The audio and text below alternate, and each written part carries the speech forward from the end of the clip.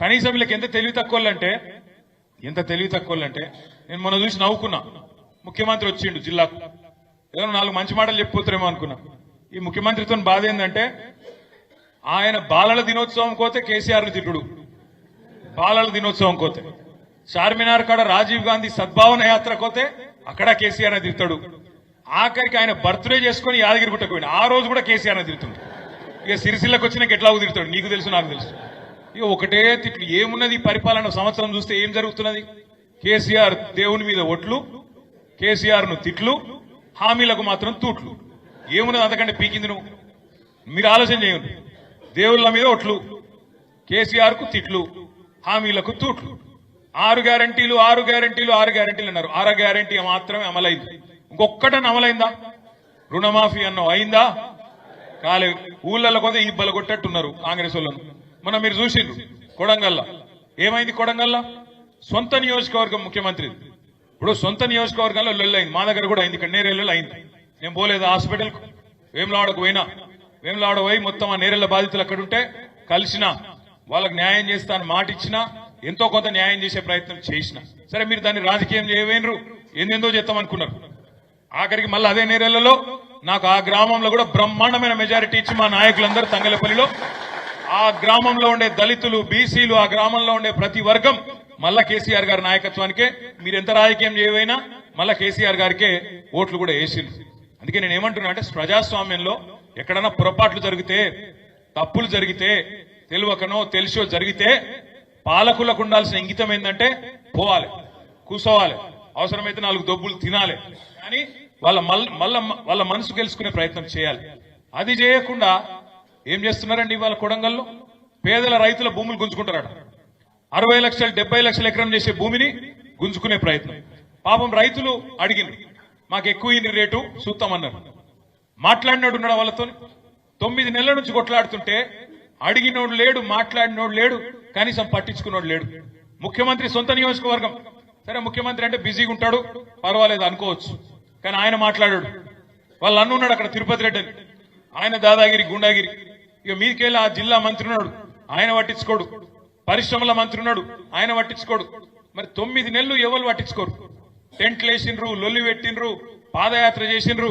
ఆఖరికి కలెక్టరు అధికారులు పోయి ప్రజాభిప్రాయ సేకరణ బహిరంగ విచారణ పెడితే కడుపు మండిన రైతులు నిరసన చెప్పిండ్రు, వాళ్ళని ఉరికిచ్చిండ్రు. కలెక్టర్ పోయింది కాబట్టి ఉరికిచ్చిండ్రు. అదే రేవంత్ రెడ్డి పోతే మాత్రం ఉరికిచ్చకూడదు పక్క. ఇది ఇవాళ పరిస్థితి రాష్ట్రంలో. ఏం చేసినావు సంవత్సర కాలంలో అని చూస్తే ఏం చేసిండు రేవంత్ రెడ్డి గారు? ఒక్కటే ఒకటి చేసిన పని, అదాని కోసం చేసిండు పని, అల్లుని కోసం చేస్తున్నాడు, తమ్ముళ్ళ కోసం అన్నల కోసం చేస్తున్నాడు, బావమరిదికి అమృతాన్ని పంచి పెడుతున్నాడు.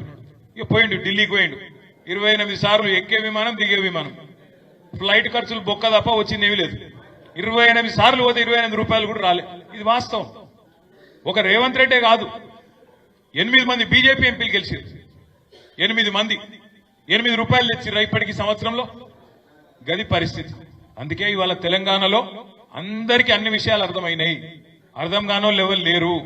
చాలా సార్లు నేను పోతుంటే అటు ఇటు తిరుగుతుంటే మాకు విచిత్రమైన అనుభవాలు ఎదురవుతున్నాయి. మన హైదరాబాద్ లో నేను ఒక దగ్గరికి వెళ్ళి ఇంకొక కాడికి పోతున్నా. పార్టీ ఆఫీస్కి పోతుంటే ఒక దగ్గర సిగ్నల్ పడ్డది. బంజారా హిల్స్ లో సెంటర్ అని ఉంటది, ఆడ సిగ్నల్ పడ్డది. సిగ్నల్ పడితే నా పక్కకు ఒక ఆటో వచ్చి ఆగింది. ఆటో భాయ్ సాబ్ నడుతున్న భాయ్ సాబ్ పేరు మహమూద్. ఆదాబ్ సాబ్ అన్నాడు. ఆదాబ్ భాయ్ అంటే అన్నాక క్యా హై సాబ్, కేసీఆర్ సాబ్ जाने के बाद बर्बाद हो गया हमारा हालत, क्या है ये అన్నాడు. क्या है అంటే मैं क्या करूं भाई, मैं अभी तो हूने, నన్నేం చేయమంటావు భాయ్ నేనంటే. ఇక జోగి రాసుకుంటే బుడిద రాలినట్టు, నేను లేకపోతే నువ్వు లేకపోతే ఏం చెప్పుకోవాలని నేనంటే. అంటే ఆయన ఏమన్నాడు, క్యా కర్నా సాబ్ అనమాట. ఇక ఆడ సిగ్నల్ పడతలేదు, మరి ముచ్చటండవట్టే. నేనన్నా క్యా కర్నా, ఫిర్ 4 సార్లు ఇంతజార్ కర్నా అన్న. ఏక్ ఓట్ కా సజా 5 సార్లు అయినా. ఒకసారి తప్పు చేస్తే 5 ఏళ్ళు, మరి ఏం చేస్తాం, మరి ఇంకో 4 ఏళ్ళు ఎదురు చూడాలి, ఏం చేస్తామని నేనన్నా. అంటే ఆయన ఏమంటుండే తెలుసా నన్ను, మహమూద్ భాయ్ క్యా సాబ్ కోయి తర్కీబ్ నీయే క్యా, ఏమన్నా ఉపాయం లేదా అంటుండు. ఉపాయం లేదు, కాపాయం లేదు, ఇంకో 4 ఏళ్ళు కొట్లాడుడే ఉన్నది, ఏం లేదు. కాంగ్రెస్ వాళ్ళు పీక్క తింటూనే ఉంటారు. వాళ్ళు ఎంత బిచ్చిరోళ్ళు అంటే కాంగ్రెస్ వాళ్ళు. రేవంత్ రెడ్డి వస్తాడు జిల్లా కంటే నేను అనుకున్నా 4 మంచి మాటలు చెప్తాడో, దేవుని కాడికి పోతుండదు ఏం లాడకు, కోడెని కట్టెత్తారు ఎట్లా కట్టేసినాక మొక్కి ఆయనత ఏదో 4 మంచి మాటలు చెప్పి ఆడికెళ్ళి అవతల పడతారేమో అనుకున్నాం. గమ్మతైన విషయం, సిరిసిల్లలో మొత్తం రాష్ట్రంలో అత్యధిక పవర్ లూమ్లు ఎక్కడున్నాయి? సిరిసిల్ల పట్టణంలో ఉంటాయి. మొత్తం రాష్ట్రంలోనే నేతన్నలు ఎక్కడున్నారు? అత్యధికంగా పవర్ లూమ్లో పనిచేసే వాళ్ళు సిరిసిల్ల. నూలు డిపో ఎక్కడ పెట్టాలి? మరి ఆడబెట్టిండు ఒక అది కథ. అంటే నీకు బోడిగుండుకు దెబ్బ తాకితే మోకాలకు మంది రాత్రుడు ఏం చెప్పాలి? ఒక గిదిలో తెలివి. గుండుకు దెబ్బ తాకితే కూడా మోకాలకు మంది పెడితే బంధం మానైతే అదే మానిపోతాదే. ఒక గిది వీళ్ళ తెలివి, గిది వీళ్ళ మెదడు. ఏం చెప్పాలా వీళ్ళ గురించి నేను? కాబట్టి ఇంత తెలివైన వాళ్ళు మన గుండు తప్పకుండా మన అదృష్టం. మనందరికి కూడా చాలా మంచిది. ప్రజలకు అన్ని తెలుస్తున్నాయి. ఇవాళ మీరు ఏం లేదు, ఛాయ్ హోటల్ కాడ మరి బీవై నగర్ ఛాయ్ హోటల్ కాడ ఒక అర్ధగంట కూర్చోండి. ఎన్ని తిట్లు అంటే అమ్మతోటి చెప్తున్నా, నేను ఎప్పుడు ఒక ముఖ్యమంత్రిని ఇన్ని తిట్లు ప్రజలు తిట్టంగా నేనే తినలేదు. ఇప్పుడు మనం కూడా 10 ఏళ్ళు ఉన్నాం ప్రభుత్వంలో, కానీ తిట్టుడు అంటే భయం కూడా పడతలేరు.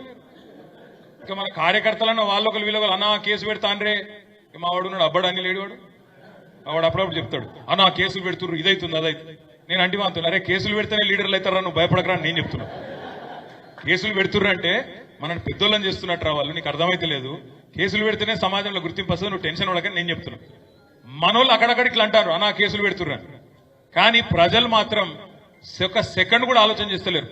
ఎవరన్నా పోయి గొట్టం పెట్టిర్రు అనుకో, అమ్మా ఎట్లుందమ్మా పరిపాలన అంటే ఇక మీకు చెప్పవలసిన నా నోటెంబడగా అట్లా రాదు. అది ఏం తిట్లు, అవి ఏం మాటలు, అది ఏమి మామూలు తిట్లు కాదు. ఇంకోటి రేషం ఉన్నాడైతే ఇప్పటికి బిల్డింగ్ ఎక్కి దుంకి చచ్చిపోతుండే. రేవంత్ రెడ్డి కాబట్టి ఇక నడుతుంది దుకాణం, కానీ రేషం ఉన్నాడు ఎవడైనా చచ్చిపోతుంది ఇప్పటికి. అంటే అంత గలీజ్గా ఏడవైన 6 గ్యారెంటీలు, తులం బంగారం ఏడవైంది, ఫ్రీ బస్ ఒకటేనా, ఆ ఫ్రీ బస్ కూడా ఏమందామని తిడుతుంటే అట్లా లేడీస్ నిజంగా ఇలా లేడీస్ తిట్టుడు. ఇంతవరకు నేను కూడా ఇప్పుడు తిట్లు వాళ్ళే లేడీస్తో. కాబట్టి మామూలు తిట్లు కాదు, అవి భయంకరమైన తిట్లు తిడతాను. నేను ఒకటే అంటున్నా, మీ అందరితో కోరేది, నిజానికైతే ఒక ప్రభుత్వానికి 3-4 ఏళ్ల తర్వాత వస్తుంది వ్యతిరేకత. 3-4 ఏళ్ళు పడుతుంది, చూస్తారు ప్రజలు కూడా టైం ఇస్తారు, ఓపికగా ఉంటారు, సుతాం తీసేస్తాడేమో అంటారు. కానీ ఈయన విషయం ఈయన అదృష్టం ఎందుకనే సంవత్సరం తిరగకుండానే వచ్చింది. నిజంగా మనం గిన్న పిలుపునిస్తే, అమ్మతోడు చెప్తున్నా నేను, మనం గిన్న పిలుపునిస్తే సంవత్సరికం కూడా పెడతారు వీనికి. గట్లున్నది కథ. అంటే వీనికంటే ప్రభుత్వానికి మళ్ళీ వీరు వేరే అపార్థం చేసుకున్నారు, మా వాళ్ళు వేరే రాశారు. ఓ నారాయణ వేరే రాశావు ముందే, సంవత్సరికం అంటే ప్రభుత్వానికన్నా నేను వేరే వాళ్ళకని లేదు, ఆయన వేరే రాశారు. ఇక్కడ స్పెషల్లీ నారాయణ కొద్దిగా బతిమలాడుకోవాలి. ఎందుకంటున్నా ఇదంతా అంటే, మనం బాధపడేది కానీ భయపడేది కానీ ఏం లేదు. వాళ్ళ గ్రామాన ప్రతి పల్లెలో ప్రతి పట్టణంలో చర్చ కేసీఆర్ గురించే జరుగుతున్నది. ప్రతి చోట కేసీఆర్ గారి గురించే ప్రజలు మాట్లాడుకుంటా ఉన్నారు. మీరు చూస్తూ ఉండండి. ఎందుకంటే పెద్దలు ఎప్పుడు ఒక మాట చెప్తారు, అమ్మ విలువ అన్నం విలువ లేనప్పుడే తెలుస్తుంది. అమ్మ విలువ అన్నం విలువ లేనప్పుడే తెలుస్తుంది తప్ప ఉన్నప్పుడు తెలియదు. ఉన్నప్పుడు అమ్మ వండి పెడితే మంచిగా జోరుగా తింటాం, మనకేం అర్థం కాదు, అలా కష్టం తెలియదు, మనకు తెలియదు. అన్నమనే కాదు, ఆ ప్రేమ కానీ ఇంకోటి కానీ తెలియదు. లేకపోతేనే అయ్యో అన్నట్టుంటది. ఇప్పుడు సేమ్ నడుస్తున్నది తెలంగాణలో. మీరు చూడండి, లేకపోతే హైదరాబాద్ లో నాచారంలో ఒక చెప్పులు కుట్టుకునే పిల్లగాడు ఆయన దుకాణం తీసేస్తుంటే ఆయన ఒరుతున్నాడు. మీరు చూసింటారు సోషల్ మీడియాలో. కేసీఆర్ అన్నా ఎక్కడున్నావు లొలి పెడుతున్నాడు. హుజూర్ నగర్ లో ఒక మంగళ ఆయన షాప్ టేలా అది కొట్టేస్తుంటే ఆయన రోడ్డు మీద వండుకొని ఆయన చిన్న పిల్లలు ఇద్దరు పక్కన నిలబడి చూస్తాను, ఆయన లొలి పెడుతున్నాడు. కేసీఆర్ సారు ఎక్కడున్నావు రావాలని నువ్వు అని. ఎందుకంటే ఇవాళ ఇది ఒక సామాన్యం, ఒక చెప్పులు కుట్టుకునే ఒక తమ్ముడు కావచ్చు, ఒక కటింగ్ వేసుకునే ఇంకో తమ్ముడు కావచ్చు, ఒక ఆయన హైదరాబాద్ ఉండొచ్చు, ఇంకో ఆయన హుజూర్ నగర్ లో ఉండొచ్చు, కానీ అందరి మనసు నిండా ఇవాళ ఒకటే ఒకటి ఉన్నది, ఎప్పుడు ఎలక్షన్ వస్తుందా, ఎప్పుడు వాత పెడదామా ఈ కాంగ్రెస్ వాళ్ళకనే కోపం ప్రజల్లో బలంగా ఉన్నది.